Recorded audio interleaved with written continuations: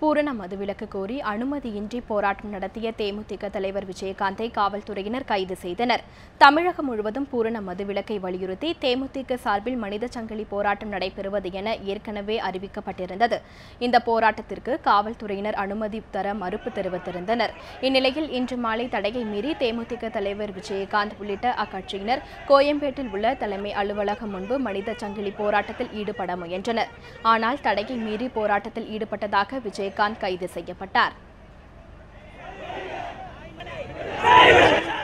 இதனிடையே விஜயகாந்த் கைது செய்யப்பட்டதற்கு எதிர்ப்பு தெரிவித்து தேமுதிக தொண்டர்கள் சாலை மறியல் போராட்டத்தில் ஈடுபட்டனர். பின்னர் அவர்களை போலீசார் கைது செய்தனர்.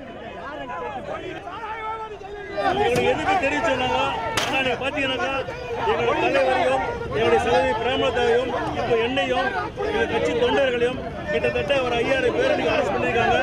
இது என்ன காட்டுதுனாக்க அனைத்து இந்திய அண்ணா திராவிட முன்னேற்ற கழகத்துக்கு எங்களுடைய கேப்டனுடைய வளர்ச்சி பயம் வந்துச்சு. கண்டிப்பாக தமிழக மக்கள் சரியான பாடம் புரிவாங்க நம்பிக்கை இருக்கு.